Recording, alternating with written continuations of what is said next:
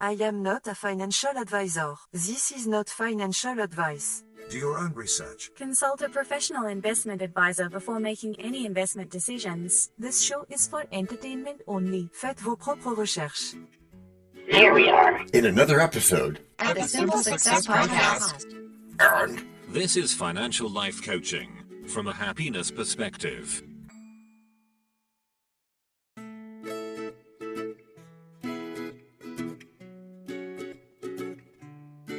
Previously on Simple Success. Yeah, I've been meaning to share some insights with you about multiple sources of income. You know, that MSI thing we're always talking about. Have you heard much about it? Not really, John. We should talk about it some more. And now, just like with a previously on thing on TV, we take you directly to this week's episode. Good day, John. A fine morning it is to ponder upon the curves of life. But I must confess, I'm bewildered about this yield curve you keep expounding upon. Ah, Doubting Thomas, a hearty greeting indeed. As Shakespeare aptly penned, the better part of valor is discretion, but let me assure you, understanding the yield curve is an act of bravery in itself. That is Shakespeare, but it's not funny. It's not supposed to be funny, Kevin. As I like it, my man. Right. John? Yeah? Does this yield curve thingy lead us to hidden treasure? Or is it merely a whimsical pursuit, like chasing rainbows? Well, it may just be both. The yield curve, my friend, is an important indicator of economic health, a reflection of interest rates over various timelines. It could pave the way to financial prosperity if one chooses to ride its waves rather than worry about unfounded uncertainties. Oh, snooze-a-rama. No. The yield curve is fun and entertaining. Uh-huh. I have an idea. What's that, my cavernous basket of octagons?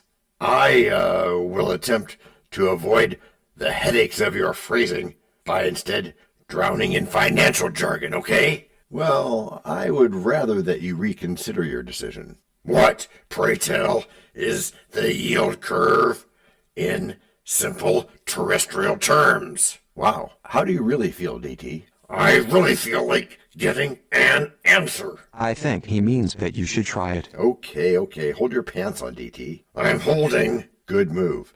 The yield curve is a line that displays the interest rates of bonds with differing maturities. Short-term bonds are supposed to have lower yield rates than long-term ones because they represent you taking less risk. That's good. Yes, and this creates what is often referred to as the normal yield curve. Which is what? Which is a really good way of deciding if any so-called safe investments are really safe. Methinks you are trying to be a not geek. Oh, you want geek? Okay, how's this? The yield curve is essentially a graph that shows the relationship between interest rates and the time to maturity of debt securities like government bonds. Okay, that's pretty good, but enough of that. Let us return to simple terms. Not Shakespeare, but practical. All right. You can't get simpler than this. When you lend short, your return should be short. When you lend long, your return should be long. Simple. And that relates to this how? The yield curve is all of those things. Short things on the left, long things on the right. You can't miss it when you see it. Well, you can miss it, but you shouldn't. Okay, but it's still pretty technical. Why do I care again? As a geek? Sort of, but since we make hard things easy here, as one way of making things simple, then a geek you may be, though but for a minute. My liege. Indeed. Here goes. A normal yield curve slopes upwards, indicating that longer-term bonds have higher yields than short-term ones. Yeah? At least that's the way it's supposed to be. So, investors want more compensation for locking their money up for longer periods, and you should too. And I do, but what is this telling me? It's telling you that investors are optimistic about economic growth. Yeah. And then what about the pessimistic part? Yeah, the thingy, the whatchamacallit. Oh, negative. You can't say negative stuff. That is a good sign, DT. But when the yield curve flattens or inverts, where short-term rates are higher than long-term rates, Wait, that can happen? It can and it does sometimes. In fact, it's happening as we record this. So what does it mean? Sometimes nothing, but sometimes it signals economic trouble ahead, like a potential recession. It's called something like 7 out of the last 10 recessions, I think. A good thing to keep in mind before signing a mortgage, for instance. Read the signs before signing. Yes, it is. So you'll be wanting examples pretty soon, I expect? And you expect correctly. And one other thing, John. What's that? I expect you to lead us into the first break with a great poem. A poem about the yield curve? Wow. Yeah, let's see you do that. In finances realm where time unfolds? That's right. A curve appears, and wisdom it holds. Wait, are we really doing this?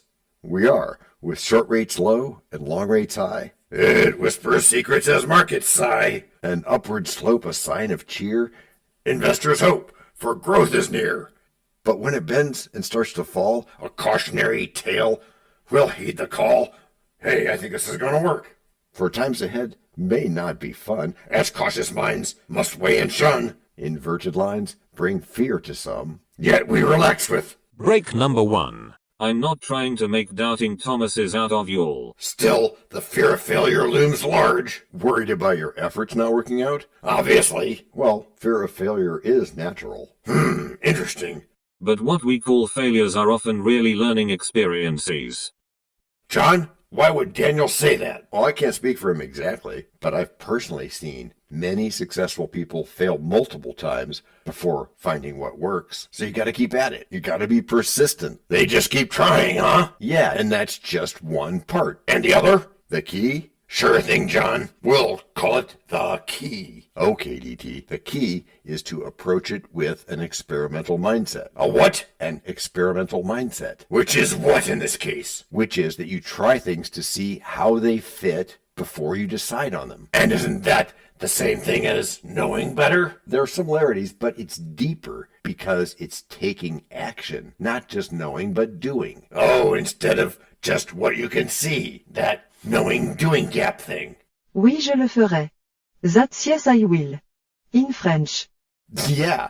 If one thing doesn't pan out, you won't be discouraged. You just apply the lessons learned and pivot towards something else. And that way you don't become a Kodak. So every idea can be a win. Sure can, at least the way we spin. But that's not always true, is it? It is with us, at least a little bit. And we're telling about this opportunity, right? We are, because it burns so bright. So now we get to learn why getting the yield curve isn't just for rich people. The opportunity to do so has crossed my mind. That's great, but how can a graph of interest rates predict the economy's future?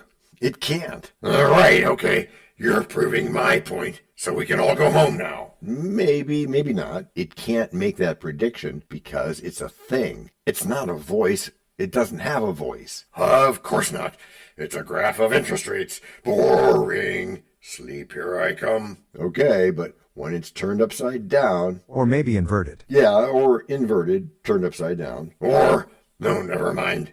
Then it's harder to predict future interest rates and economic conditions. If you actually pay attention to stuff like that. And many people do, DT. A noticeable change in the yield curve can change people's minds sometimes. About what? About just about everything, from interest rates to loans to whether or not they're going to start up a business right now. Even if they don't believe in the yield curve? Yes, because they probably do believe in it, even if they don't call it that. Food for thought. What should I look for if I want to keep track of the yield curve myself? Well, there's websites, of course.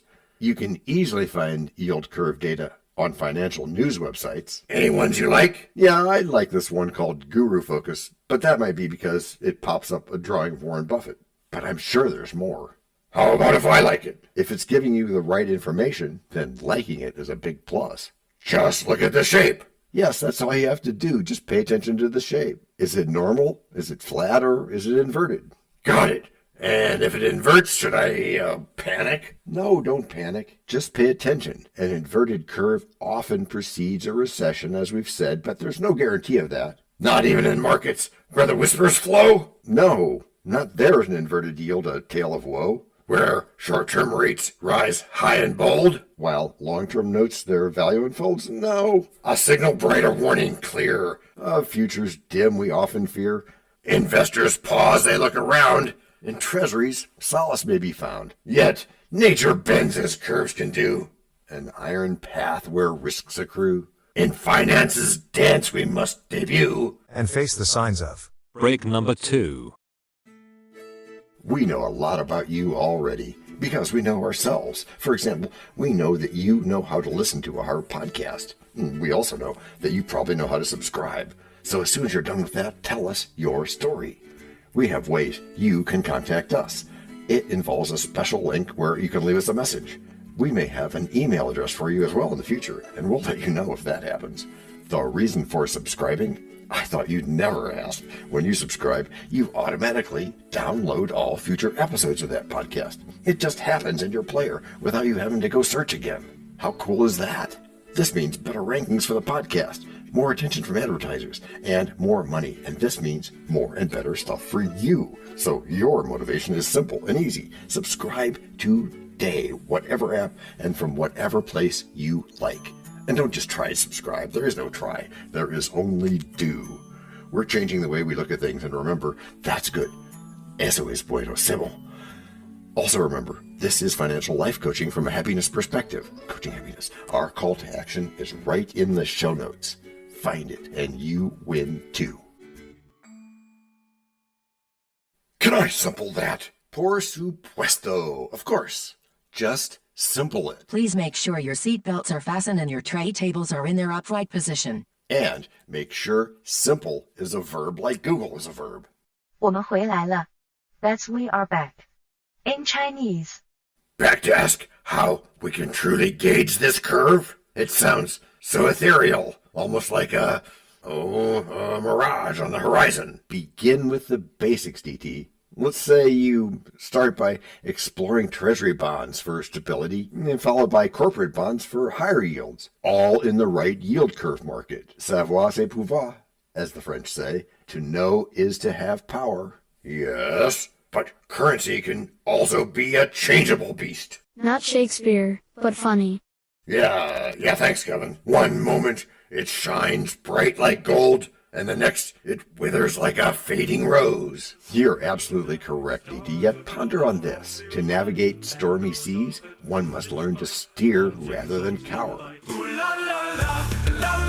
Because the yield curve often predicts future performance. You know, a flatter curve might indicate stagnation in the economy, while an upward sloping one hints at growth. Each investment journey, like a symphony composed by fate, requires actively playing your instrument with care and foresight. So this tells us where we ought to navigate next. Or at least gives us a solid place to start.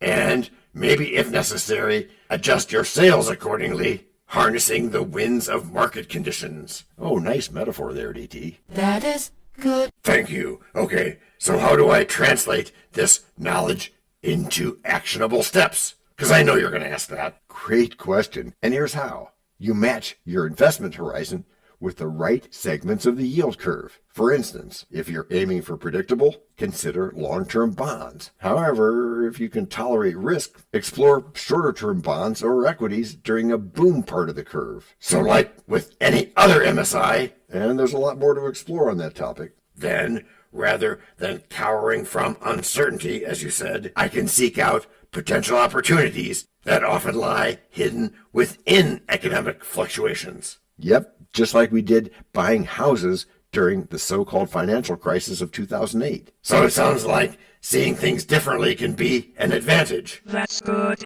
Yep, again, as Warren Buffett famously advised, which might be why I like that site that pops up a drawing of him, be fearful when others are greedy, and greedy when others are fearful. By looking for investments that others might shun, you might just acquire your assets at a lower price, positioning yourself for future gains when the market recovers. Like those houses again, that we bought for 30 cents on the dollar and sold for full price. And remember that this will not be your last, or even your only MSI. Nope, because we're just getting started here, so keep listening. Which is how you've all gotten good.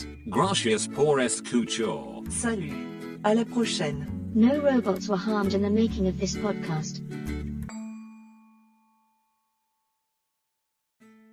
This podcast and our other podcast are productions of Little Red Hen Industries. Part of the Sonic Boom Network, where we do the hard work for you.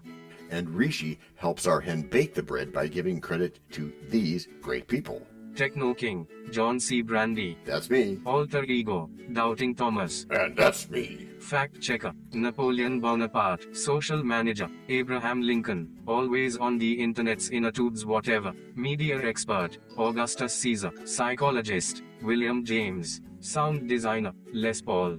Thank you for inventing multitrack. Language Consultant, Leah, the French do-your-own research lady. Cough, cough, cough. Videographer, Etomon Koshki. Lights, camera, action. Inspiration, many podcasts and other sources and of course Napoleon Hill. Additional inspiration and thanks go to Steve Jobs, Joseph Allen, Charles Darwin, Leonardo da Vinci, Henry David Thoreau, Abigail Adams, Jonathan Livingstone Seagull and the Stick Figure. Quick disclaimer here. Many sentences contained in our podcasts are of a very dangerous length and were performed by highly trained vocal practitioners. On no account should inexperienced life forms attempt to imitate them without proper medical, jaw, and lung supervision. And before we forget, you can also subscribe to both podcasts, join the community, and benefit from many of our techniques, including financial advice, patience, practice, and even podcast production for your ideas. Of course, you'll have to head to the show notes, either on your phone or on the web, to get the links and stuff. And all those clickable links are in the show notes. Hey, Emma, do you, Samantha, and Daniel want to tell us a bit more about this stuff? Sure, the artificial intelligence or AI voices that you hear in our work are offered up by Google, Amazon Polly and OpenAI. They don't sponsor us yet, but we love what they do and we just love what AI can do when lovingly crafted. Finally, you can find us through our network. We happily consider guests and consider guesting on other people's shows. That sounds like a really old school computer voice. I'll call it Zarvox. It's definitely not Samantha, or any other modern AI. Yeah, I'm not feeling well today. Our music comes from Cute by Ben Sound and from Piano Background by Nick Simonados. Thanks also to AI MuseNet, Suno.ai, Udio.com, Phrase.io, 11 Labs, and Ace Studios. The sound effect credits go to Jackson Academy Ashmore, Canoe CG, Dr. Jekyll, Joe Payne, Everything Sounds, MK Play More Stories, ERH, Sand Emotions, Big Pickle 51, and Just Kidding. Yes, that's his or her name. All on freesound.org. Also, languages are the bomb. Paul.